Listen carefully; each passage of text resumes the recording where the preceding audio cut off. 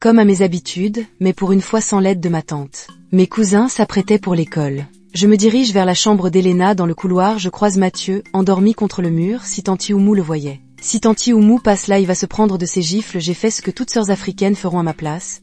J'ai pris une photo, mais j'avais oublié de désactiver le flash. Il se révèle. Lui, voix endormie bouge, ou je te casse une jambe. Moi, Niafou, tu es devenu John Foreman?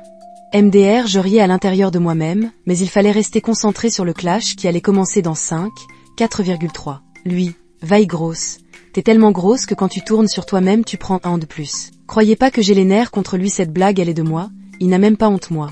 Tu sais voler c'est pas bien, je ne joue plus, j'ai pas envie de m'énerver bêtement. Lui, ok madame la perdante.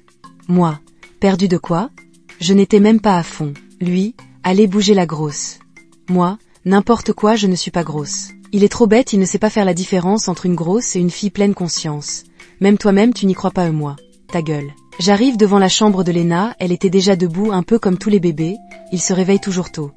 Elle était en train de parler seule, ça paraissait mignonne, mais je trouve ça trop étrange. J'étais dans ma bulle quand tout à coup Nathalie me bouscule et vient prendre le fer à repasser. Nathalie, tu fous quoi devant la porte? Moi, toi tu ne peux pas regarder où tu vas? Nathalie, bref, tu peux me repasser ma robe? Moi, tu as cru que je me balade avec une pancarte? Je travaille au pressing, c'est ça? Nathalie, où est le rapport? Moi, bah tu le fais toi-même, je ne suis pas ta bonne. Nathalie, tu t'es cru où? Je crois que tu as vite oublié qui commande ici. Moi, ah d'après toi qui commande ici? Nathalie, tu vas me le payer très cher. Moi, si tu le dis. Nathalie, ok. Ça veut dire quoi? Ok. D'habitude ça va en embrouille, mais là elle n'a rien fait, juste un « ok ». Elle sort avec sa robe en main dans la peau de Tanti Oumou. J'étais en train de dormir aujourd'hui, je ne travaille pas. Je vois la porte s'ouvrir et c'est Nathalie qui vient en pleurant. Moi. Oui. Poussez-moi. Un légèrement Djawala, je reviens tout de suite. J'étais remontée quand j'ai vu Nathalie avec un bleu à la joue, mais pour qui elle se prend ce bâtard? Je l'accueille chez moi et elle ose toucher à ma fille? Elle va voir de quel bois je me chauffe. Je cherchais Amina partout dans la maison quand j'arrive devant la chambre de Léna. Elle était debout avec elle dans les bras. Astérisque dans la peau d'Amina, j'étais tranquille en train de jouer avec Léna quand ma tante vient dans la chambre à sa tête, ça se voyait qu'elle n'était pas contente. Elle commence à crier, et ça se voyait que Nathalie lui avait touché un mot. Elle regardait mes joues en parlant. Elle, voix énervée, Amina je te parle pour la dernière fois. Ne touche plus jamais à ma fille, sinon je te frapperai 2 fois que d'habitude. Tu as compris? Moi, oui mais, elle, il n'y a pas de mais qui tienne des gages. Elle est sortie de la chambre en claquant la porte. Elle s'énerve alors que je n'ai rien fait. Depuis petite j'ai toujours détesté me faire accuser à tort. Pour me changer les idées, partie me laver, puis je me suis mis à m'occuper de Léna. Je l'ai lavée et j'ai fait son biberon, et j'ai mangé les spaghettis que j'ai fait après, et j'en ai aussi servi à l'autre là. Mathieu le mytho, il a menti qu'il était malade juste pour pas bouger aujourd'hui, comme à ses habitudes, il était toujours le bébé de sa mère, et il ne manquait jamais de me le faire savoir que je n'étais pas chez moi, et que je n'avais pas ma place ici. Je suis allée au salon remettre son assiette à Mathieu, moi. Tiens, il a pris sans moi dire merci, sans même moi lancer un regard. J'ai pas calculé.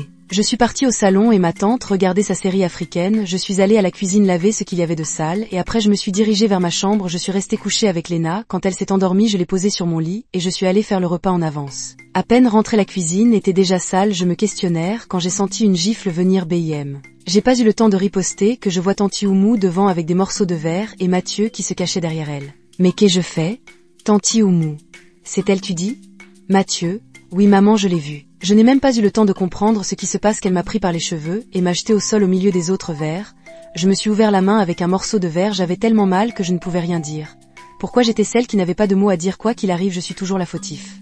Je laisse couler une larme sur ma joue et j'aurais voulu lui demander pourquoi elle avait changé avec moi. Quand maman était là, elle me traitait tellement bien.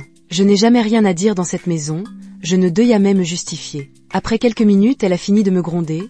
J'ai essayé de me lever, j'ai désinfecté ma main avec de l'eau même si ça ne faisait pas de grandes choses. Le plus dur était d'enlever les morceaux de verre de main. J'avais super mal, je prends un chiffon et je le coince entre les dents et je l'ai retiré de main. J'ai terminé de nettoyer avant qu'elle ne revienne. J'ai fini de faire le repas, j'ai fait la table et je suis montée dormir parce qu'après tout ça Tanti Oumou m'a privé de nourriture. Je suis directement partie dormir avec Elena. Salut, je viens à peine de me faire réveiller par une baffe sur mon visage. C'était Elena qui dormait sur mon ventre. Je l'enlève tout doucement, et je descends prendre un verre d'eau en bas. Il n'y avait plus personne, donc j'étais seule à la maison. Je suis remontée, j'ai fait ma toilette, et après j'ai réveillé Elena, et je l'ai fait son biberon, et je lui ai laissé en bas avec ses jouets, et je suis remontée ranger les chambres. 2 heures plus tard. Amina, je me lève en sursaut, et je vais vers là où l'on crie mon prénom moi. Oui, je suis là. Tanti Oumou, venez m'aider pour les invités. Moi, quels invités? Tanti Oumou, quelques gens du village viennent. Moi.